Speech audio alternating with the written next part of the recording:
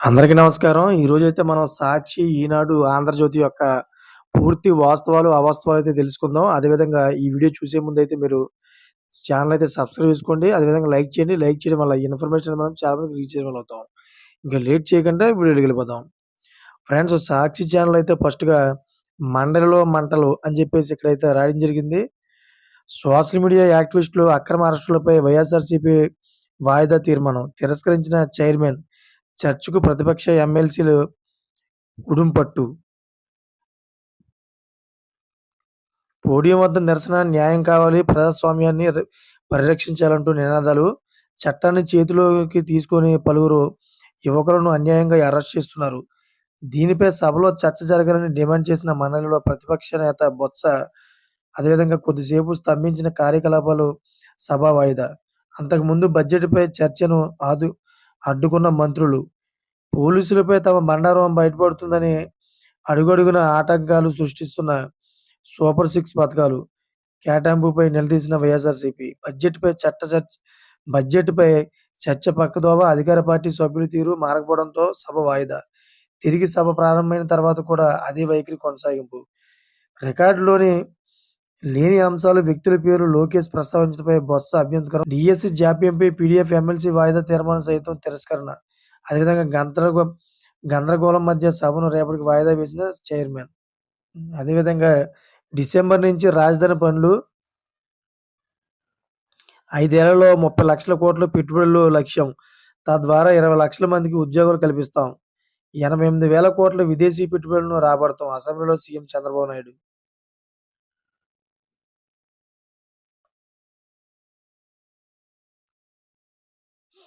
అదంతా ITDP పైశాచికమే. Social మీడియాలో TDP శ్రేణులు విశృంఖలత్వం. చూసారా ఫ్రెండ్స్? ఫేక్ ఐడీలతో చెలరేగుతున్న టీడీపీ మోకలు, మహిళలపై జుగుప్సాకర పోస్టులతో వేధింపులు, వైఎస్ఆర్‌సీపీ కార్యకర్తల పేరుతో కూడా ఫేక్ ఐడీల సృష్టి. ఆపై వైఎస్ఆర్ కుటుంబ సభ్యులను కించపరుస్తూ పోస్టులు. తన పేరుతో ఫేక్ ఐడీ సృష్టించారని ఈ ఏడాది ఫిబ్రవరిలో ఫిర్యాదు చేసిన వర్ర. అదేవిధంగా అది ఐటీడీపీ నిర్వాహకమేనని గతంలో ఆధారాలతో సహా తేల్చేసిన పోలీసులు. ఆ ఫేక్ ఐడీ పోస్టులపై ఇప్పుడు వర్ర అరెస్టు చేయడంపై విస్మయం.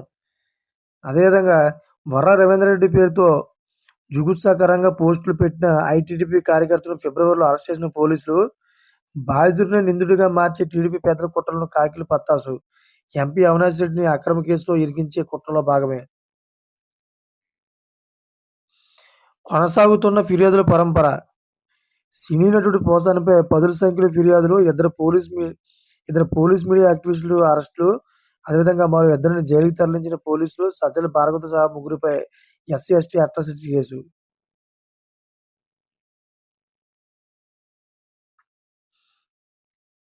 అంతులేని అన్యాయం. కర్నూలు నుంచి లోకాయుక్త మానవ హక్కుల కమిషన్ అమరావతికి తరలింపునకు సిద్ధం. ఏపీ ఈఆర్‌పీ వక్ఫ్ ట్రిబ్యునల్, సీబీఐ కోర్టు కూడా అమరావతికే. 'త్రిభాగ్' ఒడంబడిక తుంగలోకి. అదేవిధంగా సీమకు మరోసారి అన్యాయం. Kopparthi Kopparthi industry hub, MSME technology centre సైతం అమరావతికి తరలింపు. నేషనల్ లా యూనివర్సిటీపై కూడా నీలినీడలు. అది కూడా అమరావతిలోనే అంటూ సీఎం చంద్రబాబు ప్రకటన. సీమవాసులు 7 దశాబ్దాల ఆశలను సాకారం చేస్తూ గత సర్కారు అడుగులు. హైకోర్టుతో పాటు 43 ట్రిబ్యునల్స్ ఏర్పాటుకు చర్యలు. కర్నూలులో జ్యుడిషియల్ సిటీ కోసం 273 ఎకరాలు కేటాయించిన వైఎస్ జగన్ ప్రభుత్వం. నేషనల్ లా వర్సిటీ కోసం 100 ఎకరాలు, 1000 కోట్ల నిధులు మంజూరు. ఏమాత్రం సంపాదించారు? పొదుపు సంఘాల సభ్యుల ఆదాయంపై కూటమి సర్కారు ఆరా. సంక్షేమ పథకాల్లో కోత వేసేందుకు స్కెచ్.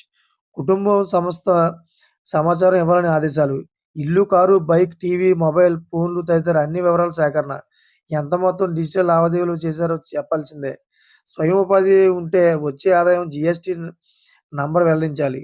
అన్ని జిల్లాలకు 6 పేజీలు కూడిన ప్రశ్నావళి. మెస్మా మెప్మా, డీఆర్డీఏ, పీడీలకు సమాచార సేకరణ బాధ్యతలు.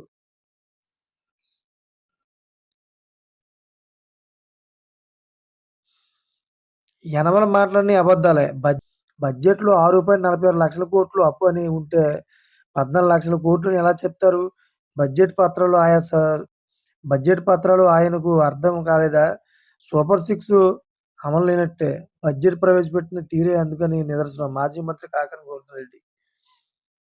ప్రాణాలు తీస్తున్న టీడీపీ నేతల పంతం. రాజీనామా కోసం ఫోర్జరీ, విఏ విఏఓ హఠాత్ మరణం, అనాథ అయిన కుటుంబం, నంద్యాల జిల్లాలో ఘటన.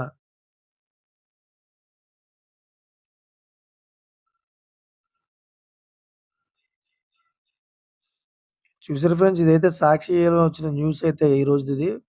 15వ తారీఖు యొక్క న్యూస్ ఇది.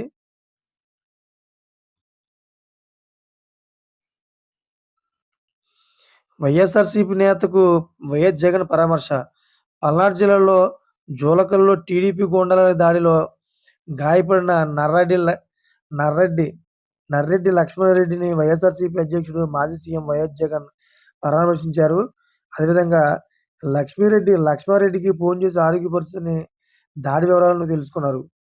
వైఎస్ఆర్‌సీపీ అండగా ఉంటుందని భరోసా ఇచ్చారు. అంతులేని అన్యాయం. కర్నూలు నుంచి లోకాయుక్త మానవ హక్కుల కమిషన్ అమరావతికి తరలింపునకు రంగం సిద్ధం. న్యాయం జరిగిందనుకున్నలోపే మరోసారి అన్యాయం. ప్రాంతీయ సమతుల్యతకు పాతరేస్తూ ఒకే చోటుకు సంస్థలను తరలింపు. మొన్న కర్నూలులో ఏర్పాటు కావాల్సిన లాయర్సోటి, అదేవిధంగా నిన్న కొప్పర్తికి మంజూరైన ఎంఎస్ఎంఈ టెక్నాలజీ సెంటర్, అదేవిధంగా నేడు కర్నూలులో ఇప్పటికే కార్యకలాపాలు నిర్వహిస్తూ హెచ్ఆర్‌సీ, ఏపీఆర్‌సీ, వక్ఫ్ ట్రిబ్యునల్, సీబీఐ కోర్టు అన్నీ కూడా ఒకే చోటకు ఒకదాని తర్వాత మరొకటి అన్నీ అమరావతికి తరలింపు. పిల్లలను ఆరోగ్యంగా ఎదగనిద్దాం. బాల దినోత్సవ శుభాకాంక్షలు తెలిపిన వైఎస్ జగన్. డిసెంబర్‌లో రాజధాని పనులు ప్రారంభం. రాజధానికి రైతుల నిర్మాతలని 5 ఏళ్ల పోరాడి అమరావతిని కాపాడుకున్నారని ముఖ్యమంత్రి చంద్రబాబు చెప్పారు.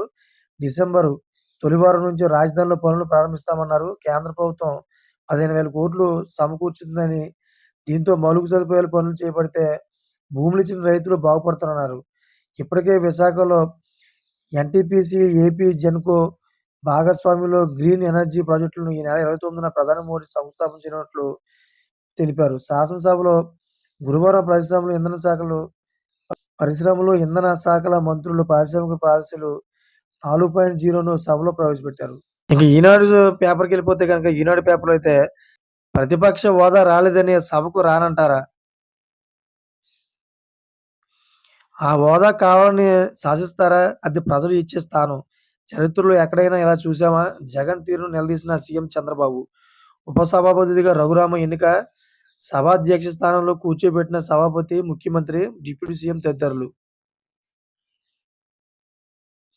అతిపెద్ద ఆర్థిక దుర్వినియోగం. జగన్‌ను జీవితాంతం జైల్లో పెట్టినా తప్పులేదు. నియంతలే ఆశ్చర్యపోయేలాగా 409 కోట్లతో నిర్మాణం. అదేవిధంగా భాజపా శాసనసభాపక్ష నేత విష్ణుకుమార్ రాజు ధ్వజం. చంద్రబాబు పోరాడారు, పారిపోలేదు. నా తల్లిని అవమానించినందుకే సభను బహిష్కరించారు. వైకాపా ఎమ్మెల్యేలు ఎందుకు సభకు రావడం లేదు? శాసనమండలిలో తీవ్ర స్వరంతో ప్రశ్నించిన లోకేష్.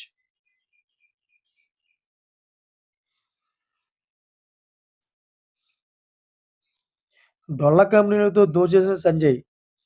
అగ్ని ఎన్ఓసి పోర్టల్ నిర్వహణ, సార్వత్రిక టెక్నాలజీస్‌కు, అదేవిధంగా ఉనికిలోని లేని కృత్విక్ టెక్నాలజీస్‌కు అట్రాసిటీ చట్టంపై అవగాహన సదస్సు బాధ్యత. అదేవిధంగా ఈ 2 సంస్థలు ఒకటే.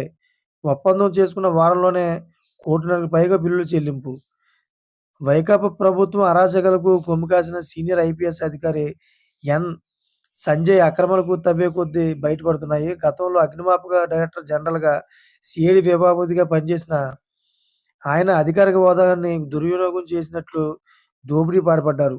డొల్లా కంపెనీతో కుమ్మక్కై ప్రజాధనాన్ని దోచుకున్నారు.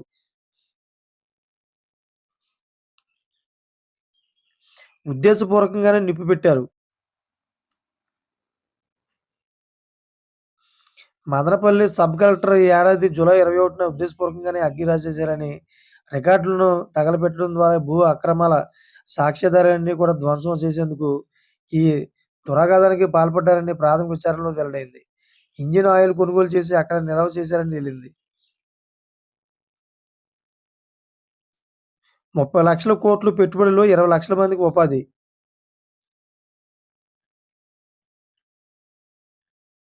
అంతర్జాతీయ పెట్టుబడులకు కేంద్రంగా ఆంధ్రప్రదేశ్‌ను తీర్చిదిద్దేందుకు కల్పించి ఆ దిశగా 6 విధానాలు రూపొందించామని సీఎం ముఖ్యమంత్రి చంద్రబాబు నాయుడు పేర్కొన్నారు. వీటి ద్వారా అన్ని రంగాల్లో 30,00,000 కోట్ల పెట్టుబడులు, 20,00,000 మందికి ఉపాధి కల్పించాలనే ఉద్దేశమే ప్రభుత్వ లక్ష్యమన్నారు. ఇందులో భాగంగా తయారీ, సేవా రంగాల్లో 22,00,000 యూనిట్లు ఏర్పాటు చేయాలన్నదే ఆ యోచన అని వివరించారు.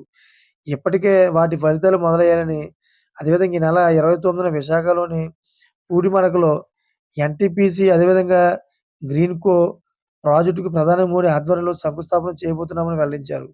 ఇందులో ఏపీ జెన్‌కోకు 50% భాగస్వామ్యం ఉంది. 3 దశల్లో 84,700 కోట్లు పెట్టుబడులు వస్తాయి. గ్రీన్ హైడ్రోజన్ అదేవిధంగా మాన్యుఫ్యాక్చరింగ్ జోన్‌లు వస్తాయి. విండ్, సోలార్, హైబ్రిడ్ ఫస్ట్ స్టోరేజ్‌కి కావాల్సిన 20 గిగావాట్‌లు గ్రీన్ ఎనర్జీని రాష్ట్రంలో ఉత్పత్తి చేస్తారు.